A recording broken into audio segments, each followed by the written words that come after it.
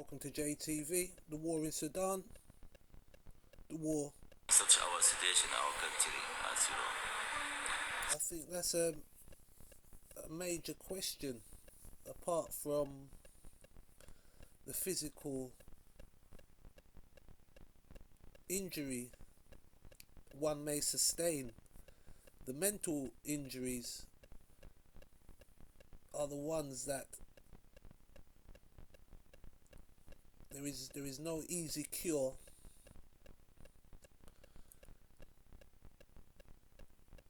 Your limbs may heal, but to heal the mind, now that is something that is far more difficult. A young boy at that age to suffer such a debilitating injury, and also to remember the fighting, and also to look into his future to see no routes out of his current situation. JTV, this is Sudan. You never think war will come to you, to your hometown, to your neighborhood. Then it does. And all you can do is witness the tragedy, pray for it to end. But the reality is that it's always happening in someone's home, to someone's family and friends. This time, it was mine. I'm not sure if is there an International Peace Day, and is it adhered to? Since the 19th century, in my humble opinion, the world has not seen any peace. It's been war after war, especially in places like Africa, where I believe it's down to the minerals, the natural elements that are available from the continent, with the push for AI, which needs huge amounts of natural resources to fulfill its plan. Some may say it's 1 billion robots. Some may say there's no way that they could have 1 billion, but if the benchmark is put at 1 billion, and we can see the effects of mining and the excavating of natural resources from Africa,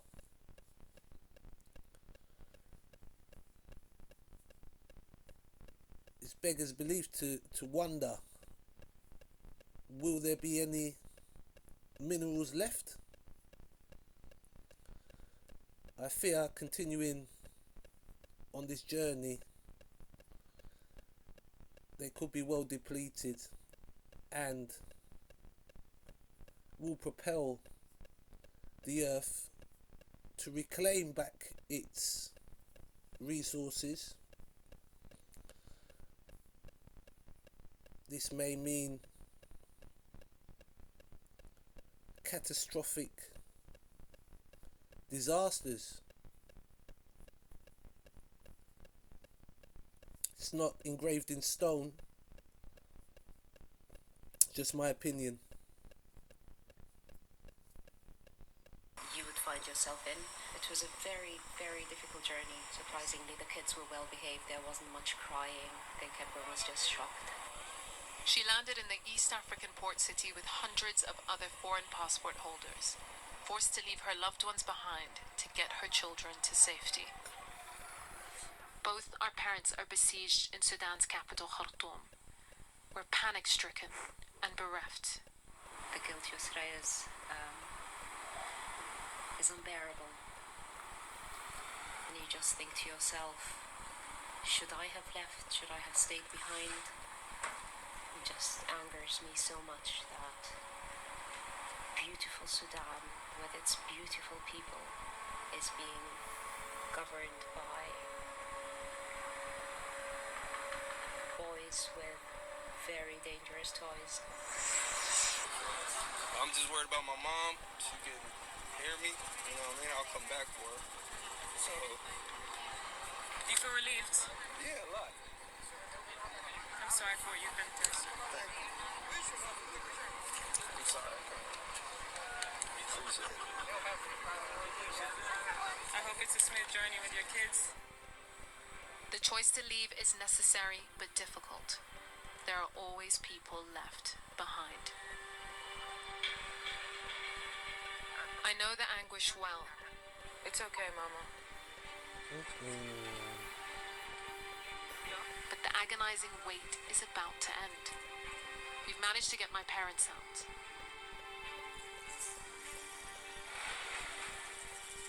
After living under constant shelling and airstrikes, they can finally breathe. And so can I.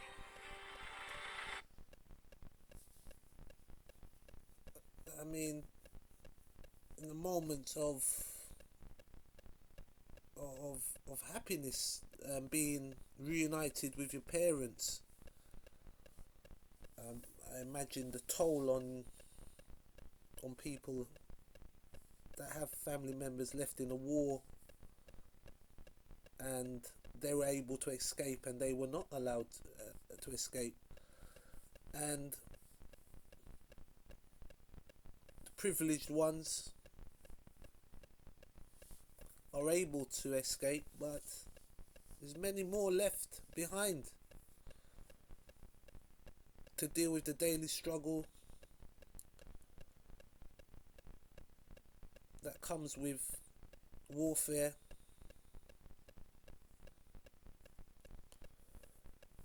And also the troubling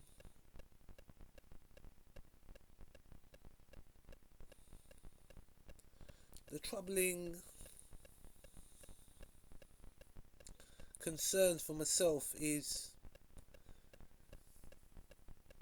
if it was a nations versus nations or continents versus continents, these wars are amongst brothers and sisters, people under a nation.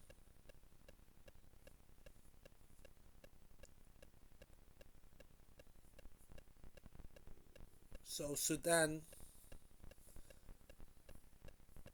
the forgotten war, which doesn't get much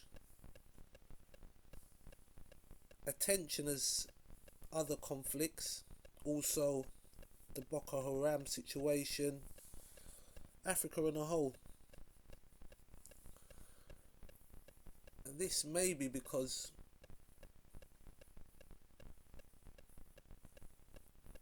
of the involvement of countries across the globe who should take their fair share of blame for these conflicts. As far as I know, no African country produces assault rifles and such alike. And again, there seems to be an unbalance there, where there's a push for arming countries and there is near enough zero push for education, healthcare and such alike that we take for granted here in the West. And the tables turned, how would you, or how would we get on with such a situation? Resilience, again, as shown here. And what also is shown is the poor are suffering. They're the ones that are bearing the brunt of these conflicts.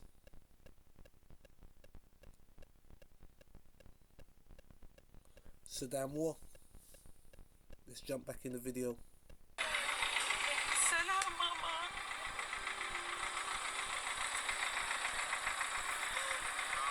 Oh my God, you look good.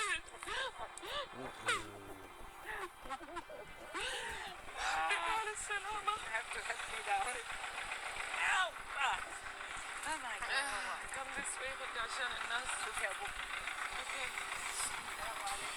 ده كرار يا ماما. He organized the whole thing. As much as I want to be optimistic about the future and the current changes that are happening in parts of Africa,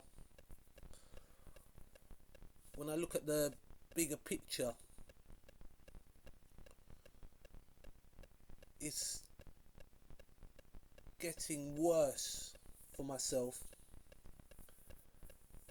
and that's without any field research at all. And it's very troubling to know that there's no push for unification amongst the African nations, and internal conflicts seem to be a way to go about things to garner change, but again at the expense of what? The expense is again people in Africa losing their lives, their homes, their dignity. But again, one thing can't be taken away is resilience.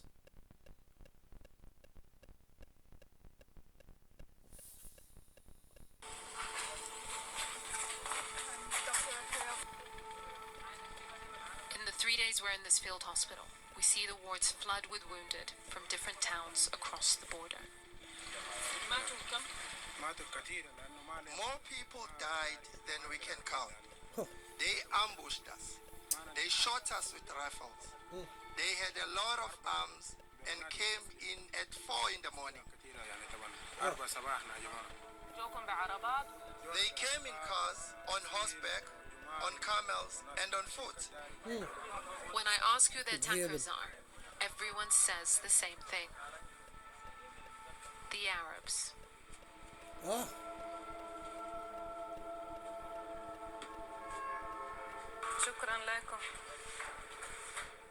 Some don't make it here alive. The blood being cleaned from the floor belongs to a woman called Fatma, shot and killed by militiamen as she tried to escape with her children.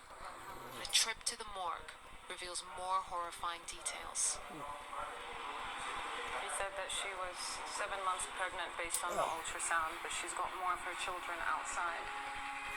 Her 5- and 7-year-old witnessed her killing, and we're told her young son was holding her body when the cart arrived to their village here in Chad. The silent tears of her sister, the calmness of the elders trimming fabric for her shroud.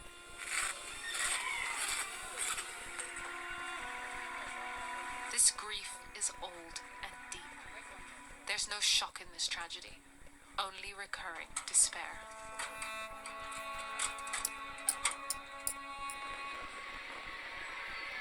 early weeks of the war, 20-year-old camps in Chad were expanded in expectation of a new influx of refugees from Darfur.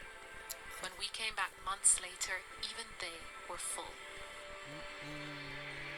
Makeshift camps cropped up all along the border, and families were being moved around between them.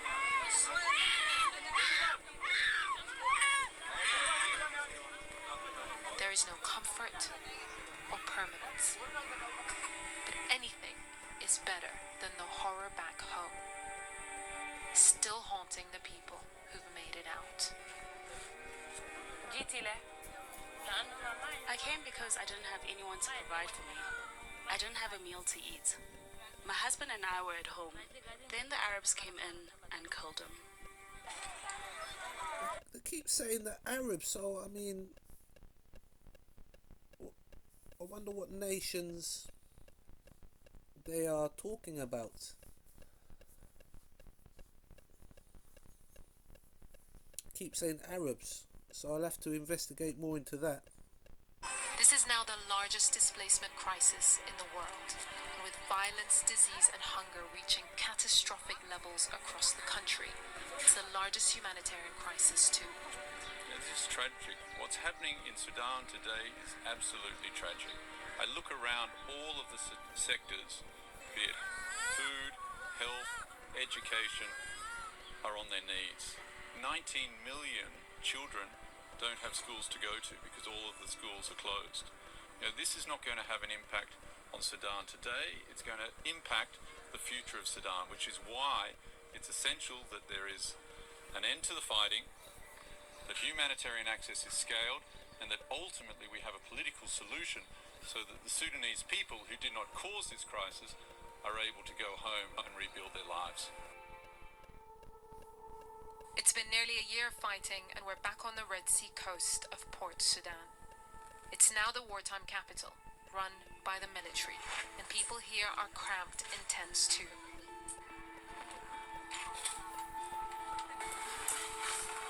السلام عليكم. كيفكم؟ إن شاء الله طيبين. Families of these women don't know they're living like this, so we've kept their faces covered. We found the RSF in our home and immediately decided to flee in the same car that brought us. They told us to leave and don't come back until we clean this country and one side is victorious. The militia man closest to me turned and said, "Our limit is the Red Sea."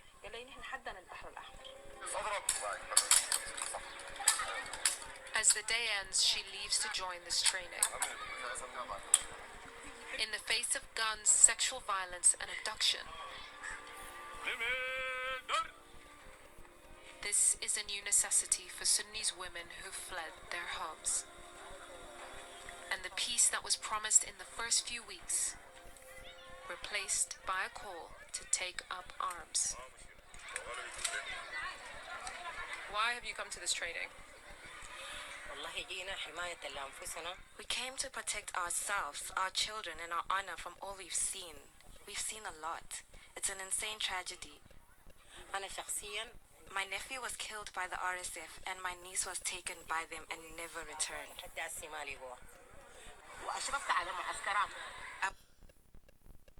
This is JTV. Thank you if you've made it this far watching. Thank you for watching videos.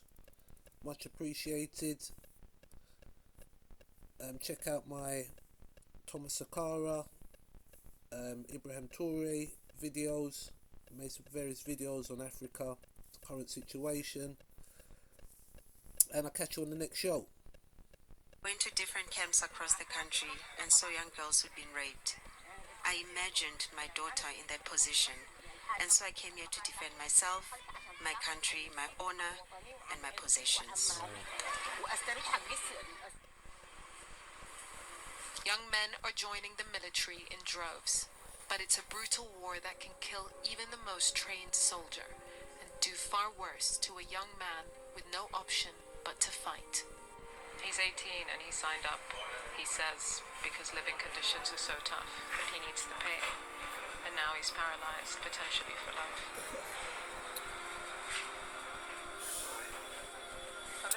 A bullet bullet hit his spine through his shoulder and damaged his nervous system. There are no specialists in the country to perform the surgery he needs to have any chance of recovery. What did your family say when you said you were conscripting? They didn't refuse, but my mother let out a yell. And then eventually, she let me go.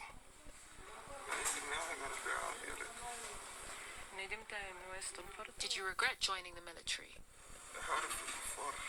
I'm fighting infidels. How can I regret it? Fighting those who rape and kill civilians. His carer is another new recruit, a 20-year-old friend he made on the battlefield, a university student whose life has been reduced to this: the hospital or the front line. We would be studying right now. We never had anything to do with the military. It wasn't even on our minds. But the RSF treated us in the most inhumane way, like we are dogs.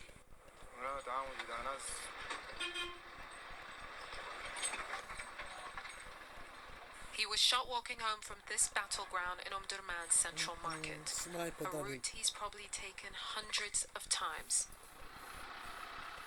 But not as a soldier in the view of snipers.